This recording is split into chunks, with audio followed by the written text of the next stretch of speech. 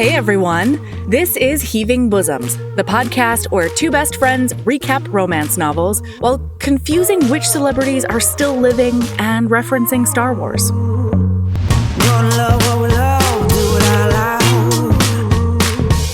Stack our shelves with the clinches out. Shout it from the rooftop, can you hear the sound? Yeah. Live your best life, love it out loud. Love it out loud. Happy Veterans Day, American HBs, and happy Monday to all of you other beautiful listeners. It's our annual Veterans Day episode, and we decided to continue our journey through the Tall, Dark, and Dangerous series by Suzanne Brockman.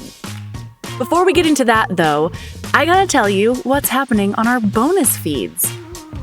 Look, we warned you about how we lost our minds over the Goliaths of Wrestling series, and we're proving it to you this week with 2 bonus episodes in which we squeal about the second and third books in the series. You're welcome in advance. Today is part 1 of Frisco's Kid by Suzanne Brockman. We were hoping for similar ridiculous antics to the first 2 books, but we got a very sincere recovery story with the following content warnings: debilitating injury and aggressive rehabilitation, disability, alcohol use, abuse, and alcoholism, child abuse and neglect, and we discuss the potential suicidal ideation of a character. The good news is that overall, we liked book. So, here's part 1 of Frisco's Kid by Suzanne Brockman.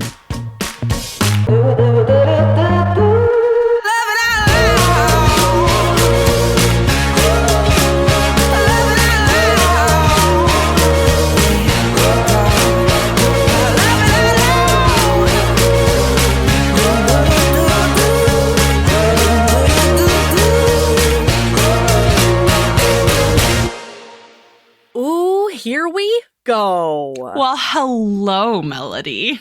Hello, Sabrina. How art thou today? Great. I'm Bill Shakespeare over here, apparently. Bill Oh my God. No. Like that. That's too familiar, Melody. Too familiar? Is this Yeah. is this like an Al Pacino? It wasn't Al Pacino, was it? It was the other guy. Oh my God. I have who like I the kept on first vaguest- naming. Yeah, I have the vaguest. Bobby De Niro. It's a Bobby De Niro Oh moment. my God, yeah. I was like, I had the faintest wisp in my brain of like, yeah, Melody did do that one time. Did, Yeah, this is a Bobby De Niro. Mr. De Niro. Sure. Mr. Shakespeare. Okay. Sure. Where Mhm. we are an elegant professional podcast. Yeah, Sir Corpse Shakespeare. That works, right? That's classy. Did you just say the dead Shakespeare? I said Sir Corpse Shakespeare. Yeah. That bitch is super dead, Sabrina. Did you not hear?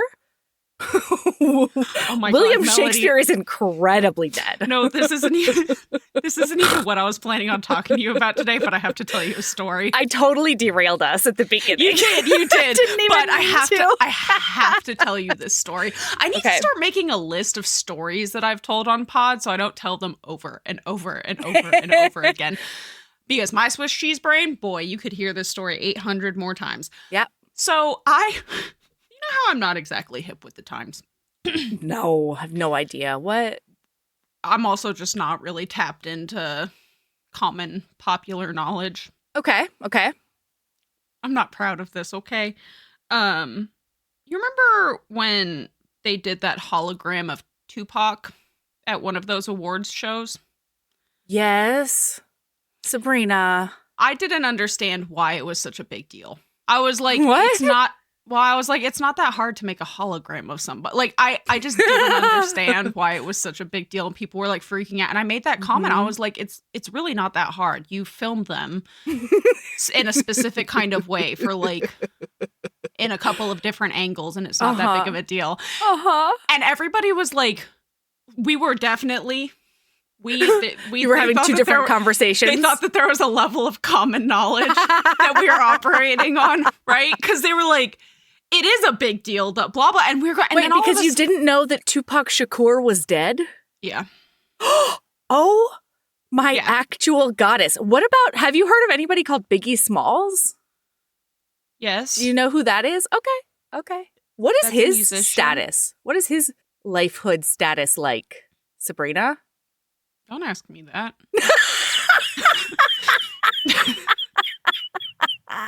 Chances are, if you ask me the status of a celebrity, unless it is somebody who has been in the news recently, or like somebody who is like in the zeitgeist currently, like Taylor Swift. I know Taylor Swift isn't dead.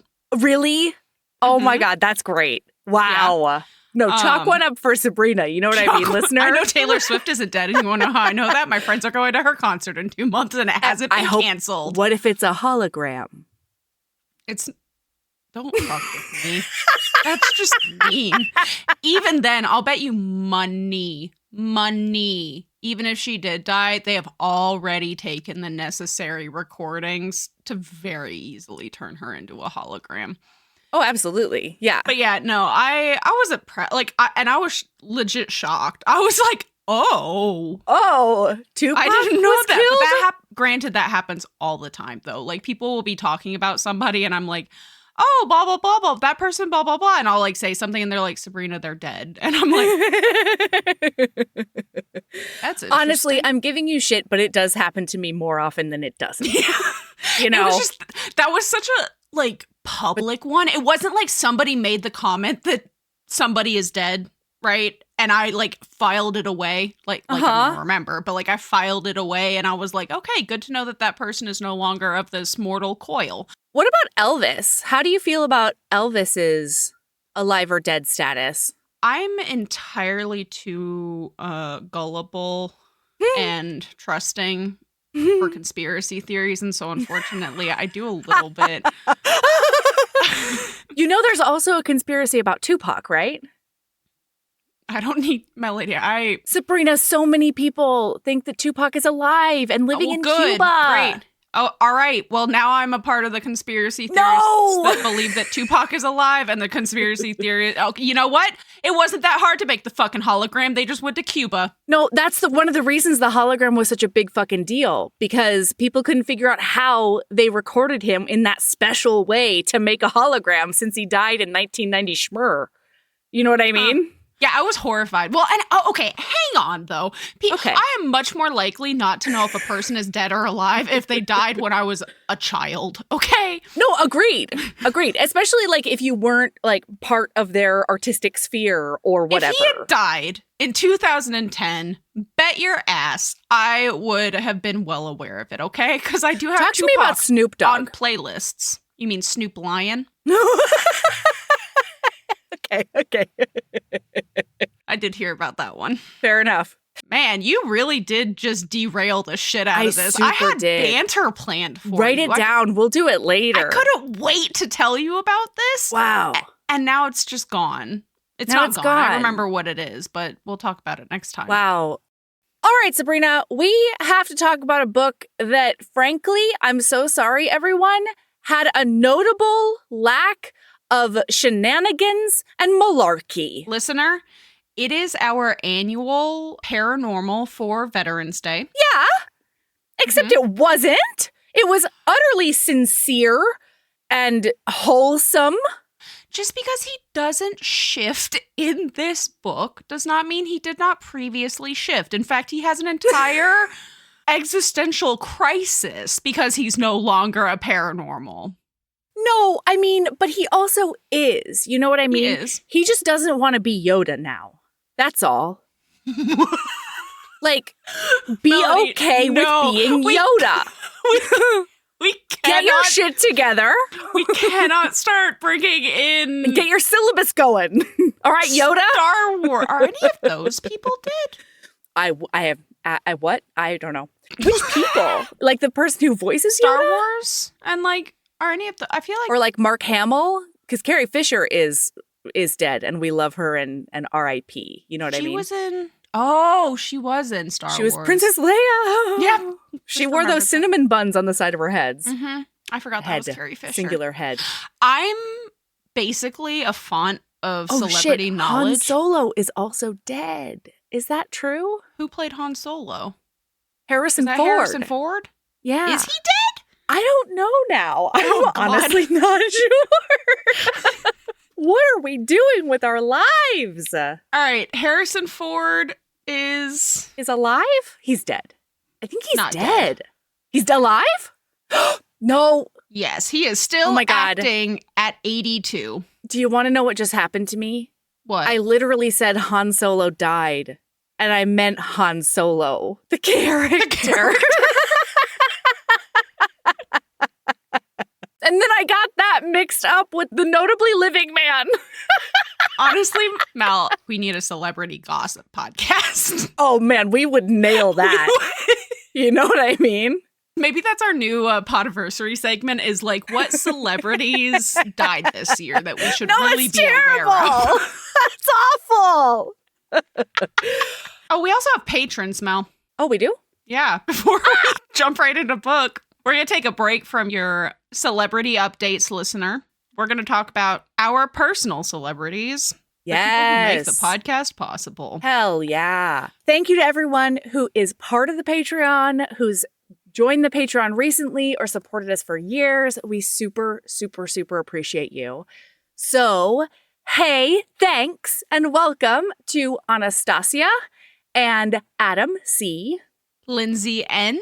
and Caitlin K., Dawn C. and Jess M., Megan and Michelle B., Jen W. and Jadine T.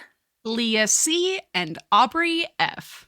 Thank you so much. You're appreciate incredible. you. And now we're going to hop right into this shockingly sincere. God, just wholesome. Yeah. There was no action times. There was a little bit of action times. There was action times of the heart and the mind and the soul. Yeah, the shenanigans were all like emotional and addiction based. You know?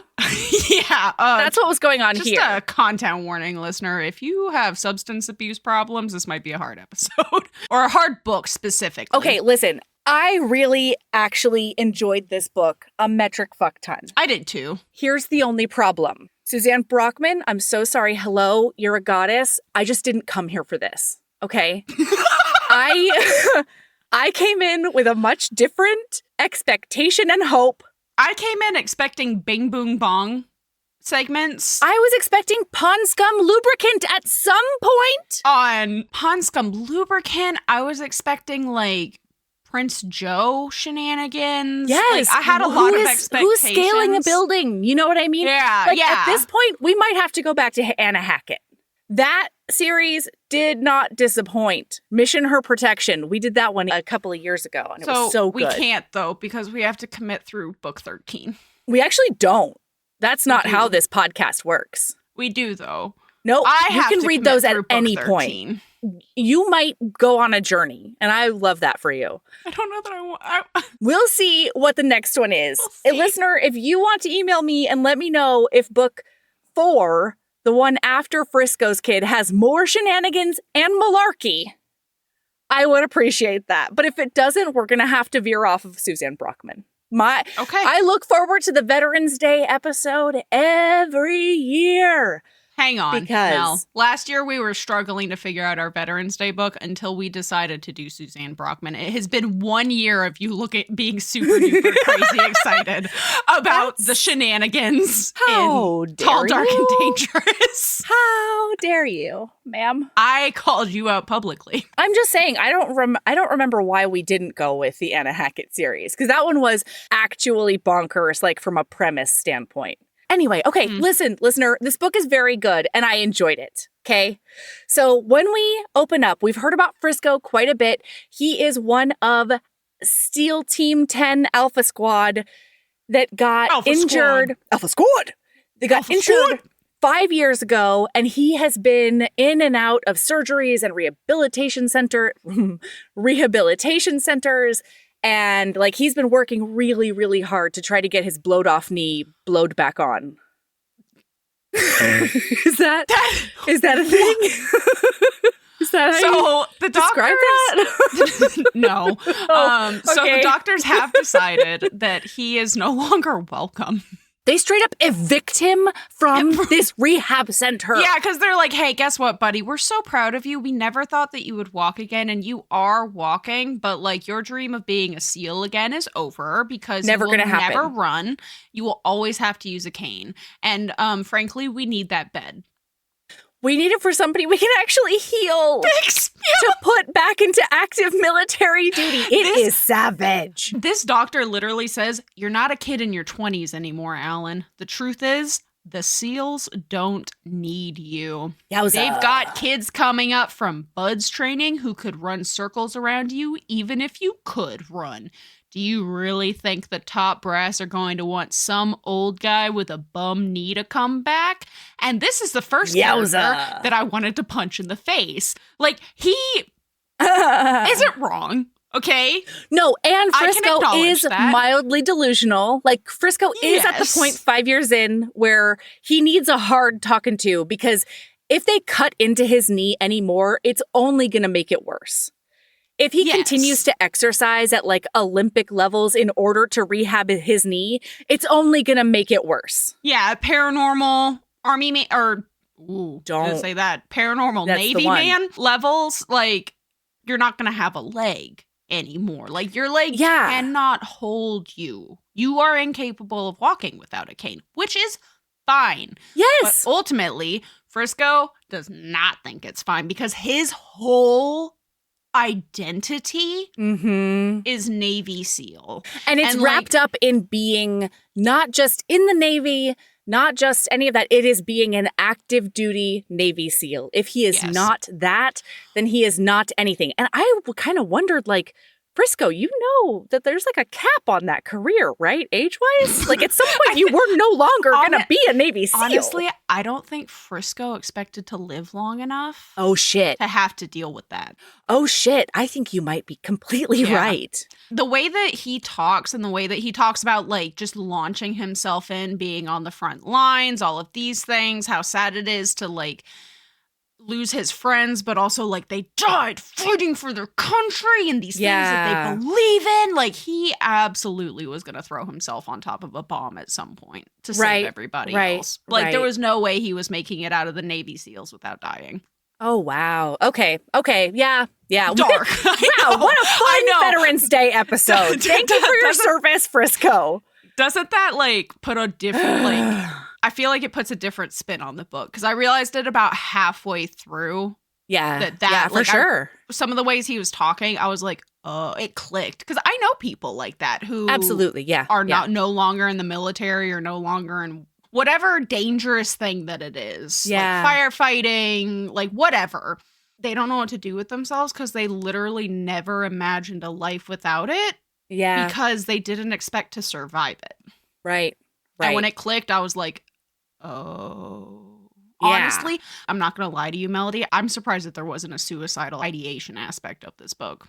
Huh. Yeah, because that never comes up, which I appreciated. I did too. I mean, it kind of did in that his plan. So this doctor tells him this, right? And Joe from Prince Joe fame and malarkey is there to do the emotional support. And he's like, that doesn't mean you can't be part of the SEALs.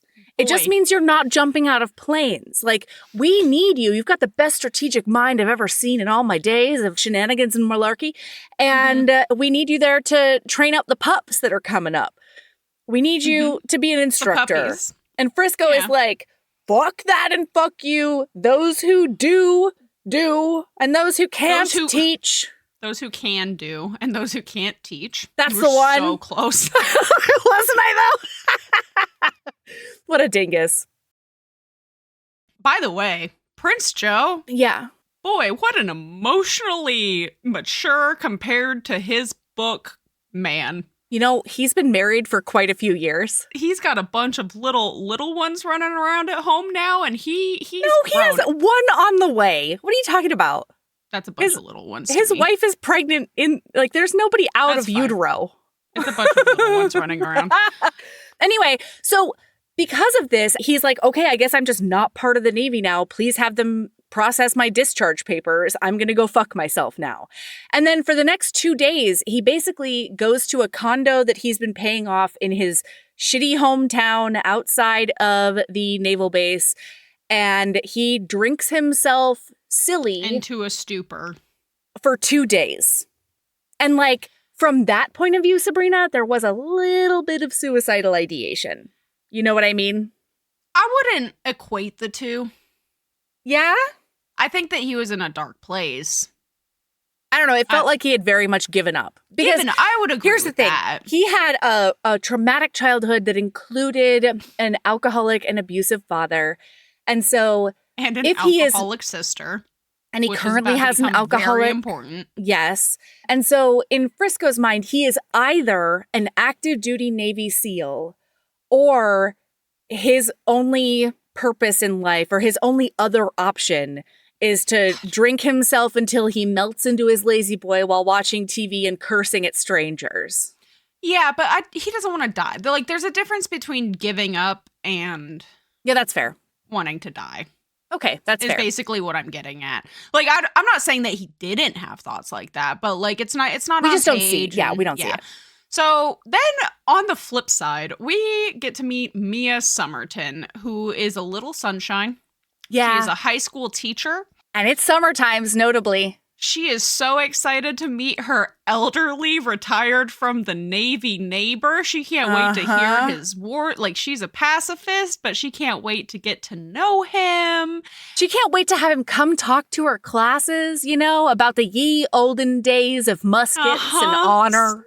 And so she goes to knock on that door, knock, knock, and nobody answers. And then a virile, handsome young man from the courtyard goes, "What are you doing?" And she looks over because notably he lives on the second floor.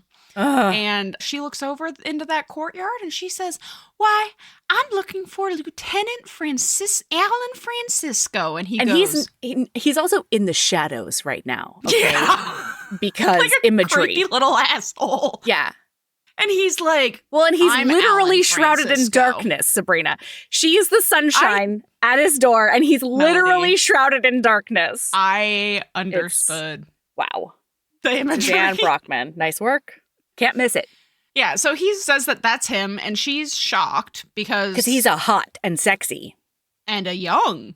Very young. And he's like, "I was wounded." Then he makes his way up those stairs and shows her his wounds, and she can smell the whiskey on him. Yeah. And she's like, "You can probably get a unit on the first floor. You know, there's one open." And he's like, "How dare you? I don't need anything like that. I don't need any accommodations for my injury." And also, he's like, either come in and we can fuck or you can fuck off. Like, that is word for word almost what he says. Boy, he is just such a drunk, miserable asshole now. Yeah, he's so mean. He sees her and he's like, "Man, this made me fucking gag, though." At first, he thinks she's a teenager. Oh, because I of how that. young she looks. And Gross. he's like, and then he's like, "Oh, no, I do remember that." But now that I know she's an adult, that is a sexy lady. And I'm like, and like, all right. frankly, okay, that's better. Perfectly. Because at first he's grossed out, but I was like, why do we have to mention that she's hot and so young that she looks like it? She didn't. She just has the spry physique of a possible teenager. Well, he also, when she smiles the first time, he's like, in his head, he's like, "Damn, that's a goofy looking smile." And I was like, rude ass. At least he didn't say it out loud. 20% into the book, he's like, "Did I say it was goofy? I was wrong. It is fucking gorgeous and it slays me and I hate it." So I'm just going to go ahead and preface this, listener, because one, this is an election year. Two, this is an especially hot election year, as if we've had a soft, cold election year for the last decade and a half. But we are whatever. Currently recording this on October 25th, so tensions are high. So less than 2 weeks before election day, and I had to remind myself when this was written about 800 times, because it was a very different time in the 90s. Same. In the 90s. The 90s. So I'm just going to throw that out there now because similarly to the other Suzanne Brockman books that we've done, I mean, also, it's not going to be shocking to listener, I hope, to find out or know that, like, Melody and I aren't exactly... That we're rabid liberals? What is your deal? I was like, we're not exactly, like, the most pro, like, military might, walk with a big stick, Yeah, we're like, send some of that to the education system. Yeah. Is that possible? And there's a lot of comments in this book that are like, yeah, good military, put all the money into the military. And this citizen has no idea what actually goes on. What actually goes on in war. How much monies you have to spend before. Which, like, to be fair, in 1995, probably not.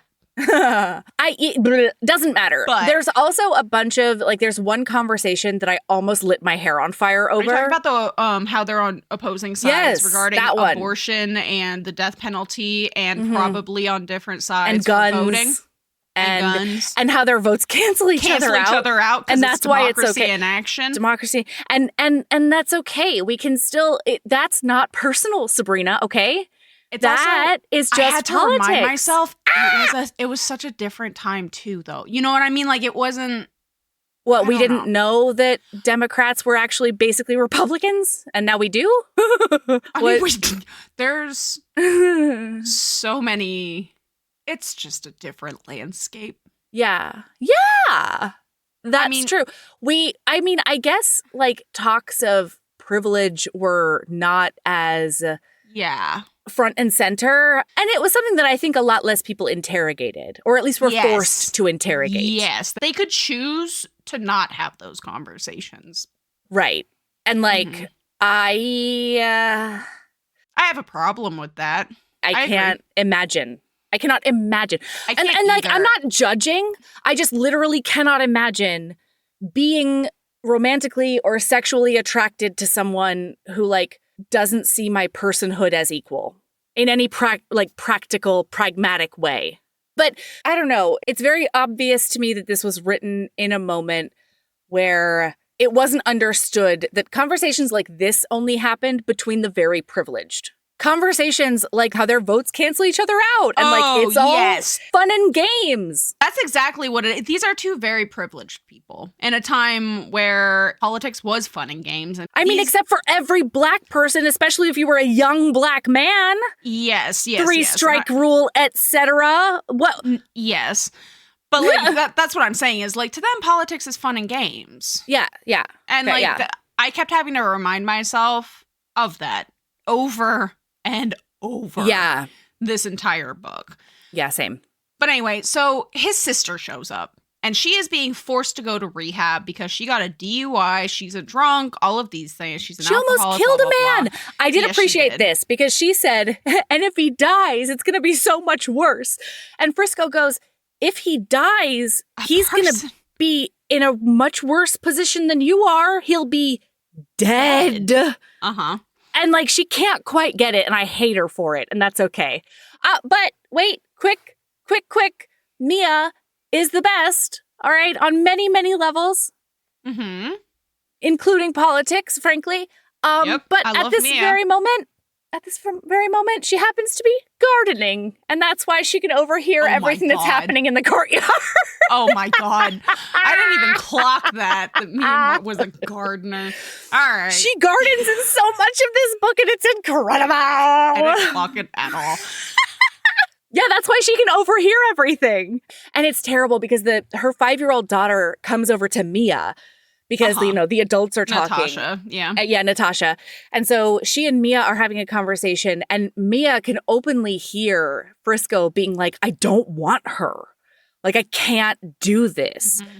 And she's like, oh, that's devastating. It doesn't matter. It is devastating. It doesn't matter what the circumstance is because, like, he's not saying I don't want her because I don't love her. He's like, I'm a mess. I don't want to inflict myself upon her. Essentially. And, like, it was one of those things where it was definitely, like, it was the better of two evils kind of situation. You know Absolutely. What I mean? Like, it was him who is in a fucking hot mess situation and the state. Yeah, but understand sacrifice. Yeah.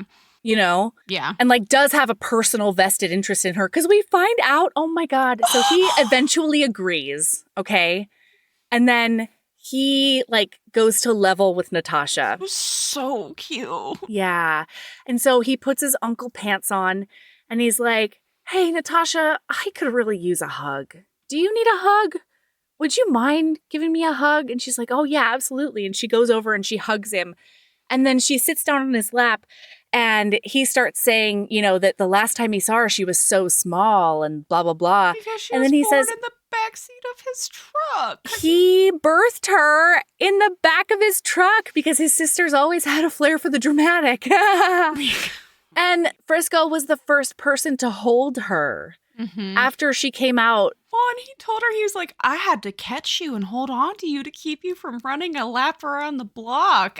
Yeah. Babies can't run. The little girl scoffed. Well, maybe not regular babies, but you came out doing the tango. And smoking a cigar, Frisco. And hollering at everybody. Oh, baby, you were loud. Well, and Natasha giggled. Really? Really, Alan said. Not the tango and the cigar, but the loud. But you were super loud, yeah. And like, I'm not gonna lie, like I love conversations like that with kids where you're just Same. like, you say the most outlandish shit to them and they're just like, that's not how that works. Yeah. You're being dumb. Like, it's one of the great joys in life. And then I get to give them back. So, yeah. But Frisco cannot give her back because her sister has already fucked off to that mandatory bullshit. And nobody talks to Natasha about it. And thus begins Natasha's adventures as the main protagonist of a freaking kids show where the adults just aren't paying any attention because he goes to take a shower and when he gets out, she is gone. No, yeah, she's gone.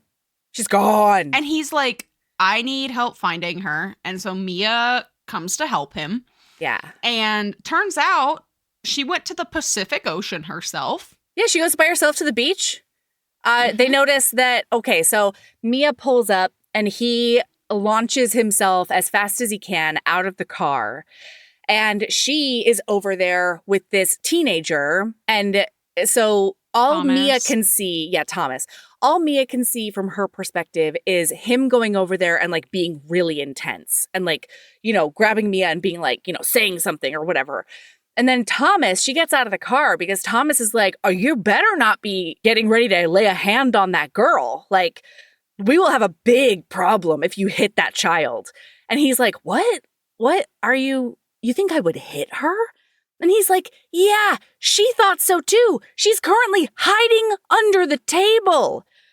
And then Frisco dies 80,000 deaths because he realizes that somebody must have hit her at some point and he cannot fathom it. So we find out later it wasn't her mom. It was her mom's boyfriend. Dwayne. Yeah, it was awful. But it's great because Frisco and Thomas find some common ground because once Thomas realizes that like he wasn't going to just haul off and whack her, Frisco looks and he sees that Thomas's pants are wet up to his knees. And he's like, oh my God, you went and got her. And he's like, yeah, I've got a 5-year-old niece. And he's like, what kind of Navy SEAL are you that you've got a kid who's never seen the ocean and can't swim? And he's like, you know what? We're going to fix that right now. Mm-hmm. And then he has to explain like drowning to her. And then he talks about how even Navy SEALs have swim buddies. Nobody goes swimming by themselves. And that he's going to start giving her swim lessons so that she will know when she'll be good and it'll be great. I'm such a fucking slut for a softie about a kid. I know. Yes. Like all of the scenes where he was so sweet to Natasha, every molecule of me like bunched up really tight. And I was you were Mia. Mia, she's like, he's hot, sure, but he's an asshole. And then the moment he's nice to that kid, she's like, oh, fuck. Oh, yeah. She at some point, she's thinking to herself, she's like, he's intriguing and wild and untamed and sexy, but I will definitely probably not sleep with him. And I've never felt more seen by a character. So he starts to kind of accept that some of his limitations. He has not accepted that he is like never going to be a Navy SEAL again. Yeah, he has not accepted that he needs to live on the first floor or should live on the first floor. Like there's a lot of things, but he sets up a pulley system to get groceries and bags and stuff to the second there floor. Was some sexiness we have to tell listener about. I'm sorry. So he oh my God. So it's from his perspective and he's looking at her as she's like, I can give you a ride home or whatever. And he's like, no, we're going to go to the grocery store and we'll head back by ourselves. But he's looking at her and he's like, he was having a pure, raw sex reaction to her. But she wasn't the pure, raw type. She had girlfriend written all over her. And then, okay. One thing I didn't love, but I thought was sort of mitigated a tiny bit by like the way that the character related to the statement. One thing I did not love was how Frisco looks at Thomas, the black 18-year-old boy, He's and 18? says, yeah. And he says that Thomas didn't speak the language of the streets. He had no discernible accent whatsoever. And then he wonders if Thomas deleted that particular part of himself as deliberately as Frisco did. And so it made me feel weird in my tummy. Yeah. I did clock that too. Yeah. And so that's all I want to say about that. Didn't love it. Yeah. Wasn't a huge fan. And then she tells him, because he's like, oh no, I'm going to walk home. I could use the exercise. And she's like, you don't need exercise. You need to spend 2 weeks laying down in bed. And he goes, are you volunteering to keep me there? I knew sooner or later you'd change your mind. And they are looking each other with heat in their eyes. And then instead of kissing her, listener, he trails his finger from like the back of her ear down her neck and over her collarbone, following the trail of a bead of sweat. And then she's obviously losing her mind. But then she manages to pull herself together and she says, when I change my mind, it'll be a cold day in July. And then she bucks off and it's fantastic. Yes. Now we have a pulley system situation because he realizes that like there's no way he's going to be able to carry up all the bags if he has to hang on to the railing and use his cane to get up the stairs. And so he's like, I'm a fucking Navy SEAL, which means it's even easier to do these creative things right now because nobody's shooting at me. It's pretty nice, actually. Yeah. She also notably calls him Alan all the time. And it's fucking him up because he's always been Lieutenant Frisco. And Alan is the kid he was when he was 11 before he decided he was going to be a Navy SEAL. Alan was the kid who had a future of nothing but misery, yeah. He actually says Alan is a nobody. And I am Frisco, the Navy SEAL. So a few things happen that keep on like pushing them together because proximity. One of them for is romance that reasons. Yeah. One of them is that poor sweet baby Angel has a giant night terror because her incredibly neglectful mom always has the TV on when they sleep. A babysitter. For a babysitter. And she tells him like, hey, has anybody told her like where her mom is? Oh my God. That scene broke my heart. Yeah. There were so many times in this book where I was like either on the verge of tears or actually crying because this how do you explain child. addiction to a 5-year-old? Exactly like Mia says. She says she probably knows way the fuck more about it than you do. Or we think she does. Like, she knows, she has the lived fucking experience. Well, and like, I wasn't correct in what I said. But it is hard to put into 5-year-old terms. Yeah. God, explaining addiction to Valor. Because Valor's 5. Like, I just kept on putting Valor in all of these situations. And losing my goddamn mind. You know? Oh. Whoa. My brain did not. Doesn't that change everything? It does. You having that a very direct comparison. I thought you were saying at first, though, because I was focused on book, that you said, you're like, I keep putting Valor in situations where she's having to deal with addiction or like potentially not deal with it. like, Melody, What? That's what are you not that's telling fucked me? up. And 2, I don't know that you should admit that live on podcast. Yeah. I think that that's a private conversation to have with a professional. Yeah. Anyway, so she comes in and like talks to her about it, and then she encourages him to tell Natasha where her mom is and that her mom didn't just completely abandon her. Because that's what the night terror was about. Yeah. And then after that, we see Mia going for a run and like 3 or 4 blocks away from their apartment complex on the top of a dirt pile in an active construction site, she finds Natasha just like playing with a plastic spoon and a paper cup and all the dirt. And like relatable, you know? Like I can point Valor at a dirt pile and she'll be happy for many minutes upon minutes. But thinking about... But you're there. Yeah. Or somebody is there. Yeah. Yeah. Thinking about Valor waking up in the house, seeing that her grown-up is asleep and non-responsive. And so she just takes it upon herself to walk 3 or 4 blocks into a place where rebar is just sticking out of the ground. Listener, for context, what has happened is Natasha woke up and couldn't wake up Frisco because he was still sleeping and he was because he got hammered at 4 a.m. when insomnia and the ghosts came out. Yes. And Mia's pissed, frankly, when Obviously. she finds out. And she takes Natasha home. And when Mia goes to wake him up, he's already gone. He's not in his bed because he's out looking for Natasha. Yeah. And when he gets back, oh, by the way, of note, she does see the only thing that is well taken care of in this apartment is his dress blues. And with all of his the medals. Yeah. Mm-hmm.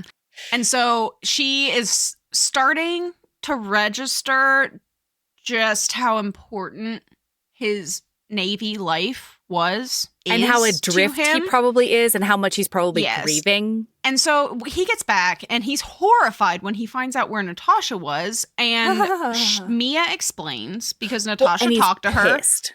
Yes, but Mia explains that Natasha feels like she's free to do what she wants when her guardian drinks themselves into a stupor, which... Correct. Fair. Yeah. That is the history that she has. It's all she's ever fucking known. All right, Frisco. And so I loved this, though, because Mia very clearly and kindly, much more kindly than I probably would have been capable of, is like, hey, you are not allowed to be mad at her in this moment.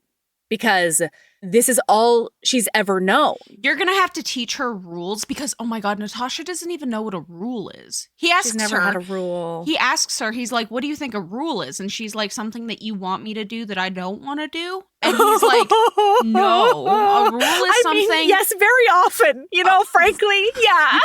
You cannot make that clarification. So he's basically like, no, rule is something that I want you to do that you have to do even if you don't want to do all the time, every time, no matter even what. If I'm asleep, even if everybody around is asleep, you have to do this at all times. Well, and part of the reason that she couldn't wake him up is that she didn't try very hard because mommy would get really, really mad if Natasha tried to wake her up in the morning. This kid killed me. All of her little things. It was so this was a rough book. But I loved it because it was so incredible to see how much she blossomed under the care of grown-ups who know how to show responsible love. Yes. It's I'm going to cry. Yeah, and it's also one thing, I just want to make this very clear to listener, because, you and I have had this conversation, and I know that, we've had lots of conversations off pod about this kind of stuff. Yeah. But I just want to make it very clear to listener, and you don't necessarily have to back me up, but I need them to know, if somebody fucking comes and makes comments about how all of this is a choice, addiction and substance abuse and things like that. There are things that she could have done, yes, but substance abuse itself is not it's an illness. It's a mental illness.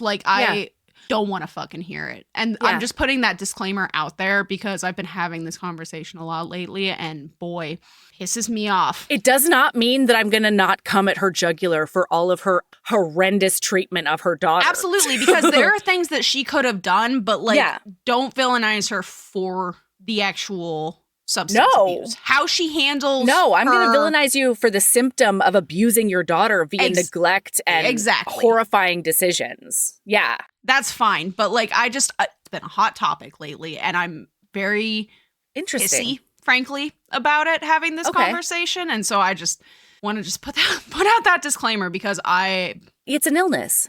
yeah. It just So- is. Yeah, and that's not to say that she's not in the wrong, because she is. Anyway, Yeah. so he ends up making the decision to quit drinking.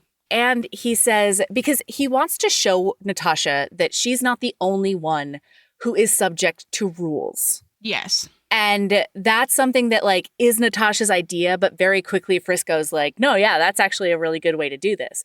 So he says that she's not allowed to leave the condo at all unless she asks him or tells him what's going on. And he's like, even if I'm asleep, you wake me up. And then she tells him that he's not allowed to curse. And then If he says, I have rules, you have to have rules too. yeah, and that's fair. And then he says, and the other rule is that I'm not drinking anymore, not even beer. And this is after they decide to like go on a picnic to the beach all together, all three of them, because she needs to do her swim lesson and Mia already had like a bathing suit on or whatever. Oh my God. So- But then there's the cutest fucking scene. So like, this is like right after this rules conversation. Yeah. And he has rigged up a system in the house where, because he went to lay down because he hasn't been sleep. Part of it is he's been using drinking to help him sleep. It's hard for him Yeah. to fall asleep. Yeah. And he set up the system where there's an alarm that goes Oh my off next God. to him if the front door opens. And so it goes off when he Mm-hmm. lays down, and he gets up and he's like, I'm about to go get that kid. Oh, yeah. And then Mia and Natasha show back up, and Mia totally covers Natasha's ass, knowing that Frisco knows what just happened. Oh, yeah. But she's like, yeah, Natasha just came to get She just me forgot to- and forgot to come tell you. And then she came back in order to tell you. Isn't that great? Because Mia's whole thing is positive reinforcement is going to do a lot more than punishment. And so he's like, all right, here we go. So he does the cutest thing. So he goes and gets a medal off of his dress blues and takes it out. And he's like, in honor of you following my rules so good, I'm giving you this medal. And then he pins it on her. And And then they salute each other. He says Navy SEALs only salute when they're being honored like this. it was so cute. It was so cute. Oh my God. And then this leads into the next cute thing. Yeah. They go furniture shopping because he doesn't have furniture for a kid. They also kiss on the beach. They also do that kiss on the beach. They go on the picnic. The whole thing happens. And then don't they kiss on that beach? Oh. And then she says, I can't No. do this. No? We jumped way ahead, and Did then we? now we've gone back. Yeah. I'm just looking Whoopsies. through my notes. Okay, yeah, you're right. So they go furniture shopping. They go furniture shopping, and she ends up picking out some furniture, and she really wants this pink fucking couch. Glitter couch. Oh my God. And he's like, It's actually, No. it's not called a couch. It is marketed as a settee. oh, great, even better. So he's like, we're not buying that. And she's like, please. And his response as positive reinforcement, he's like, if you get enough medals, Yeah. we will get you that couch. Yeah. Because she's created this whole like backstory that she's a Russian princess. And so much of this, anytime they talk her into something, it's because this is what princesses do, or like this is the couch a princess would have, and all this stuff. It's great. But then the furniture gets delivered, and this is the first time that we see him emotionally open, Yeah. right? And like acknowledge the pain that he's feeling, because he's in agony about this entire thing. And so the furniture gets delivered and the reason they bought from that place is because they advertised free delivery, Right. but they deliver to the place, They deliver to the curb. address. And he's like, I look at me. I am Right. physically disabled. I need you to take that upstairs. And they're like, sucks to suck, bro, and leave. And then Mia comes down and she's like, she sees all this happen. mm-hmm. She and then hears it happen. He's and mortified. And then he looks at her and he just says, I hate hate this. I hate this. And then Thomas, Thomas, and then his old swim buddy ends up coming. Lucky. They all move his stuff, and like, you know, the village comes together, right, around him. I And teared up for sure. It's wonderful, and it's, I don't know, he's starting his journey, right? Because I don't even think he says this time, I'm physically disabled. He cannot say the words out loud. Mm-mm. He can't even think it. No. And not only is he in emotional pain about this, just to make sure a listener knows, he's also in like chronic physical pain. Yeah. Like everything about it is awful. And so he doesn't say I'm physically disabled, but like that's the subtext of the whole thing. And the girl he's already admitted having a crush on sees all of this happen. Mm-hmm. And it's just like, it's awful. But then after that, this is when they do swim lessons and a picnic. Yes. Natasha, by the way, has decided she's marrying Thomas and that Frisco should marry Mia since he can't marry her mom because she's his sister. That's right. And because Mia is pretty and she makes good sandwiches. And you know what? There are worse reasons to marry somebody. So the logic is not flawed. The logic is sound. Yeah. And then he says out, he's like, you're right. Mia is pretty. And ooh, she's all flustered about it. So then they are looking deeply into each other's eyes on this beach after they have like some deep convos, and he kisses her. Wait, before the kiss though, he looks her dead in her beautiful, goofy smiled face, even though he doesn't think her smile is goofy anymore. And he does say to her, I like my positive reinforcement delivered a little differently. Oh, golly. And then they kiss. Yeah. And it's like a makeout immediately. Kiss. Yeah. But then she pulls back and she says, I can't do this. I'm so sorry. I can't do this. And he goes to turn around and leaves. He obviously assumes that she can't do this because he's a broken wreck of a man who will never be whole again. And he's a waste of shitty space. This like recurring thought of his that he's not whole and he'll never be whole. He's not a real man. He won't be whole. Yeah. And then they're in the middle of kissing when Natasha shows up because she hasn't quote unquote rejected him yet because they get interrupted by Natasha asking for ice cream. Oh, yeah. Okay. And then they do ice cream and then she comes back and she's like, it would be a mistake.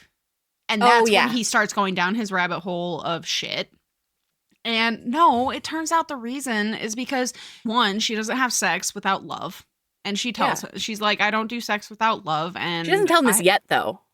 She tells him that way later. You're right. Yeah, they go on a walkabout and they run into the big bad. And that's when Dwayne shows up. Yeah. I had a problem.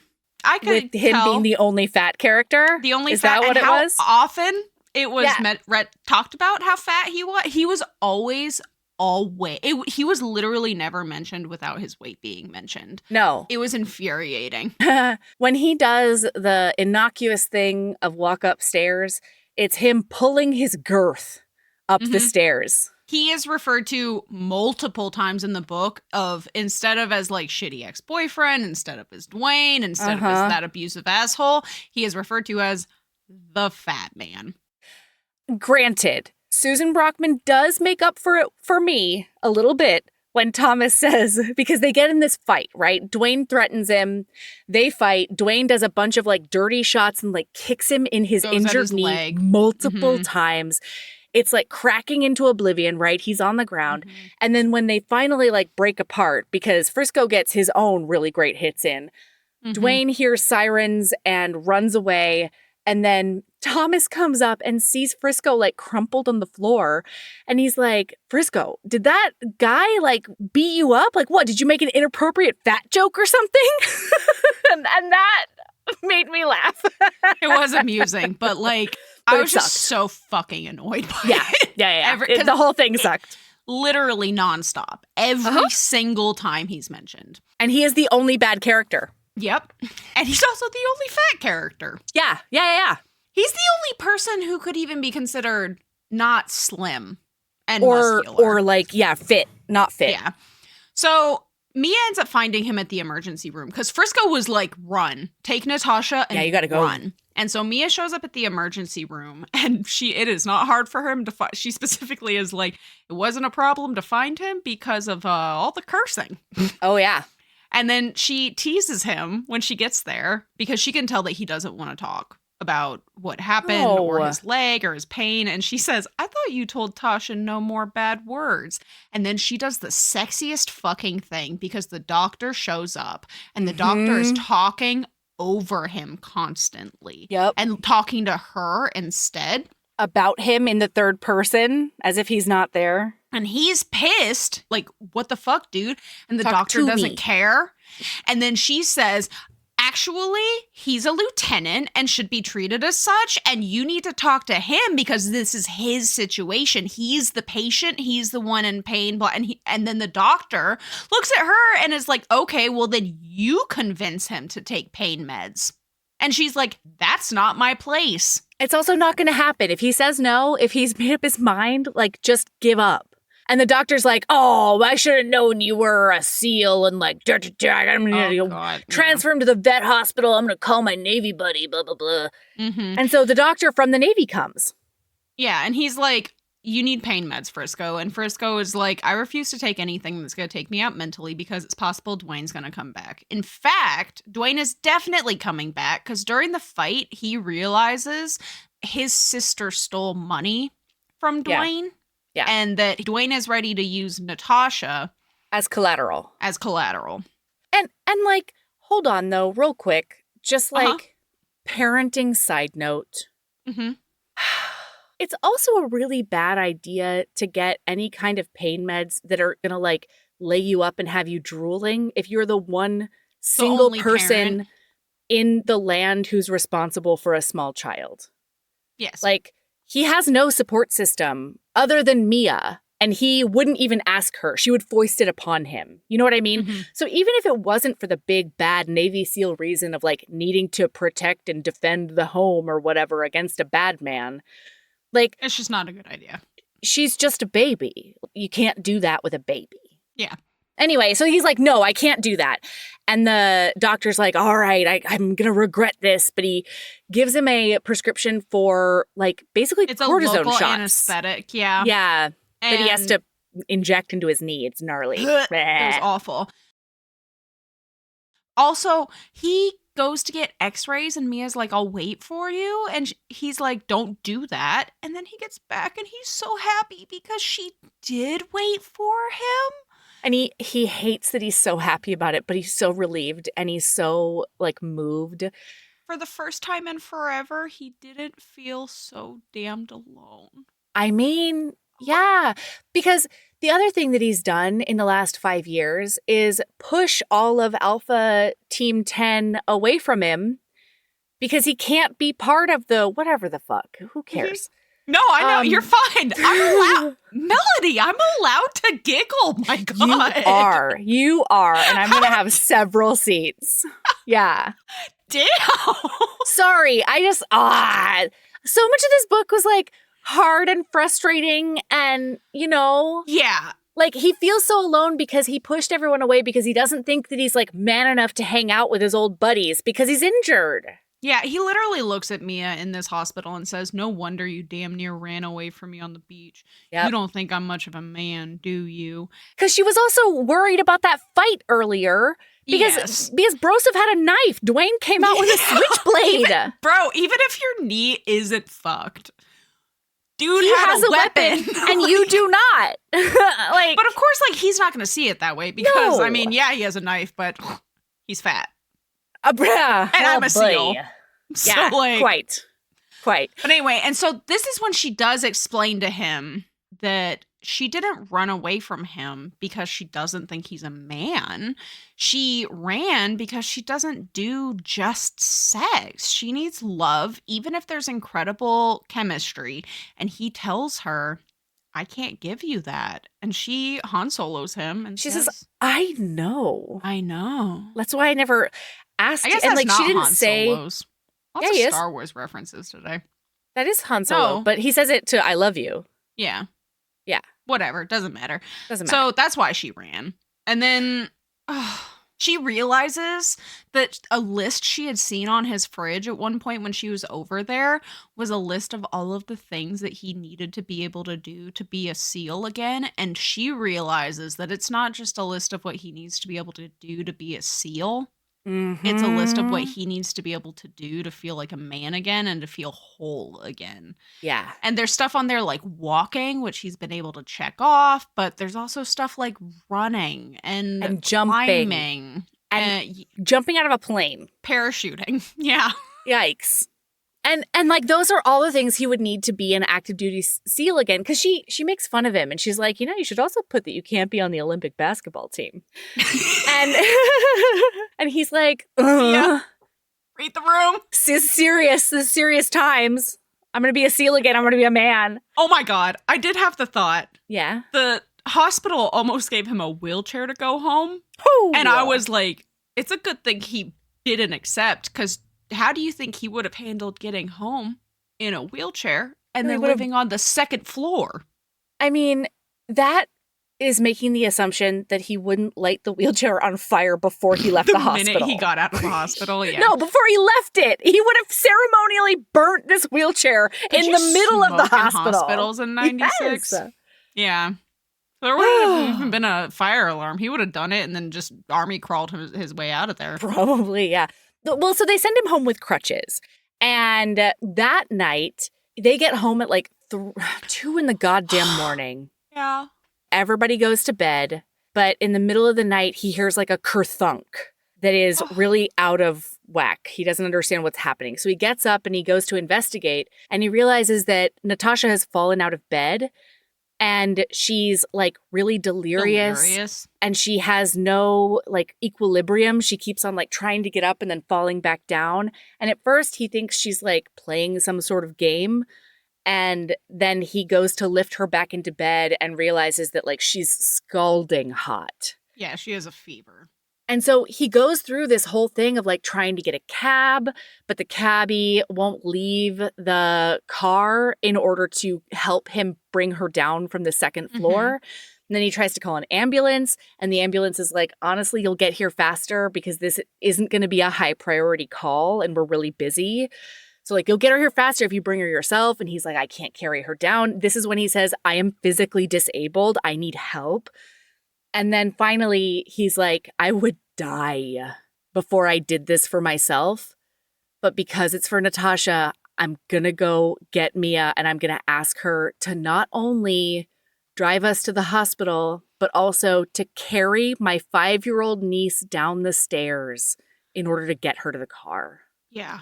And she knows what a big deal this is. Mia handles this perfectly because she handles he says, it like a queen. Yeah, he says, I also need you to carry her down to the car. And in her inner monologue, it says, like, I know that this is a really momentous occasion. And, like, the way that I handled this could, like, alter the future for better or worse. And then she says, oh, yeah, of course. Trying to get her down the stairs with crutches would be really dangerous. And then she's like, I passed that test. Ooh, yeah. Go, Mia. So it turns out Mia has an ear infection. She's got swimmer's ear because of all those swimming lessons. Yeah. But when they get home, she goes back to sleep, and Mia realizes after she's gone back to her apartment that she has her meds. And so she goes over and she's like, I'm just going to sneak in because the door's unlocked and leave it on the table. But when she gets in, she can hear like sniffling. And she looks in, she like peeks her head into his room, and he is just like quietly sobbing. Hands in his on head. his bed. Yeah. Because when we get it from his point of view, he is horrified that if like his pride over refusing to go to the first floor, this was his wake up call, that his pride could have killed this kid. Yeah. If it was a more serious thing. Right. And this is also a moment when it's this dual issue of my pride could have really hurt this kid because I am helpless. And the feeling of helplessness is like cutting him to the core. Well, and specifically, he's helpless because of the situation that he's in. Like, Yeah. there are workarounds if he'd been on the first floor, right? Yeah. Like, if he had been willing to do, and so he's broken about it. I mean, he still wouldn't have been able really to carry her. He's on crutches. But, like, there are other things that he could have done, right? Like, there are situations, Yeah. like, he could have put her on a rolly chair. Sure. And drug her. You know what I mean? Like, he can't put her on the pulley system. No, unfortunately. She would love that, though. She would were she a love little that. bit more awake? But, like, it's a wake-up call for him. Yeah. That he's going to because God knows how long his sister's going to be in rehab and if she's even going to be able to take care of a child when she gets out. And then, like, he has to accept some things, and he's not ready to, but he's ready But to he's looking him dead in the face, and it's hard. Yes, for the first time. Yeah. So Mia is like, I'm backing away to preserve the toxic masculinity. Back away slowly. She does the smart thing. Make no noise whatsoever. And then she goes outside and she knocks again and pretends this is the first time she's ever been there. Hello. I did have the thought, though. I was like, man, he must have been real fucked up if that Navy SEAL didn't hear somebody walk into his fucking apartment. Honestly. Also, buddy, when did you turn off your fucking door alarm thing? You didn't turn that back on? You just believe that Natasha's gonna not She's going to be laid up around? forever? Yeah. Anyway, so she does knock real loud, and he finally makes it to the door, leaves all the lights off, and they end up having tea. And he's like, "Do you want to come in for some tea?" And she's shocked. Mm-hmm. She was prepared for him to grab the medicine and then just slam the door. Shut the door. Yeah. Yeah. So as they're sitting there for tea, he opens up to her, and this is when she finds out about his childhood and about like what being a SEAL symbolizes for him, the sort of cornerstone that it is for his identity. And he's like, I was helpless today. I was helpless and she could have died. And Mia says, no, you are not helpless. You are only helpless if you don't have anyone to call. I was right there. We did it. She's great. And it's because you have people around you who care about you and who want to help, and all you have to do is call. And all of her walls come down, and she decides, fuck love. Because she walks up to him and cradles his face, and he's like, you don't want this, remember? And she's like, yes, I do. His eyes looked so sad, so soft and gentle.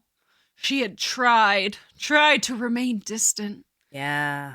I can't give you what you want, he said huskily. I know it matters to you. Love. He was talking about love. Bah!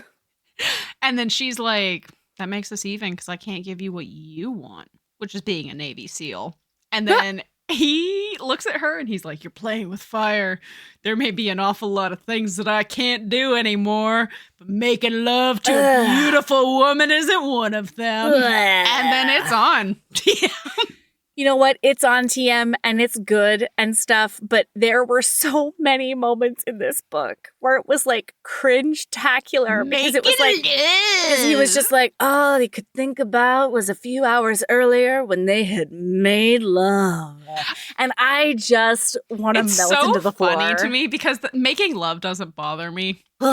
Made love doesn't bother me. Like, it's not like they say it and I'm like, a flutter over it, but the level of hatred that you have for that term brings me a lot. It squeaks me out. I thought of you every single time it squeaks me out so hard.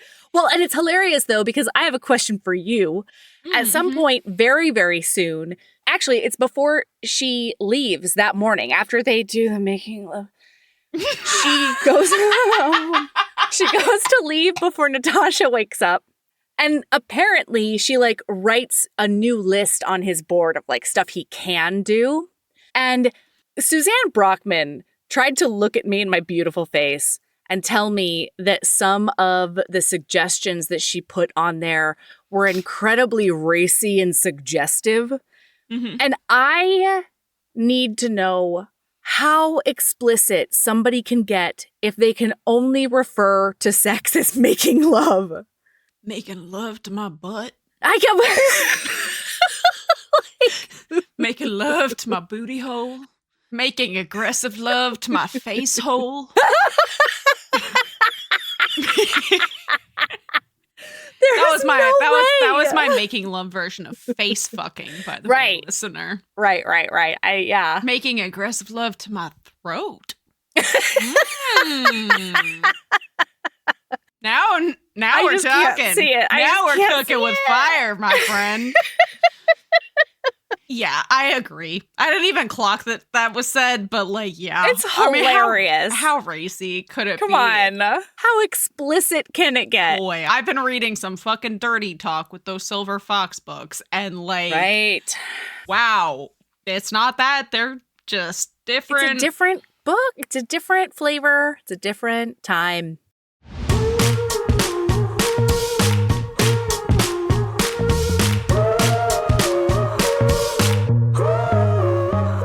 Thank you for listening. We'll be back tomorrow with part 2 of Frisco's Kid by Suzanne Brockman, in which we get some minor shenanigans and malarkey. Heaving Bosoms is produced by us, Melody Carlisle and Sabrina Bradley. Editing is done by me, Melody Carlisle. Our theme music is by the incredible singer-songwriter Brittany Fonts, and our art is by the ultra-talented author Kate Pryor. If you like our show, remember to follow us on your favorite podcast app, rate us 5 stars, and leave a review. That one small action is a huge way to help the show. If you want to get in touch with us for advertising inquiries or anything else, you can email us at heavingbosomspodcast@gmail.com. If you want more of us, visit patreon.com/heavingbosomspodcast. You can also find us on Instagram at Heaving Bosoms, on TikTok at Heaving_Bosoms, and in our Facebook group, the Heaving Bosoms Geriatric Friendship Cult. See you tomorrow.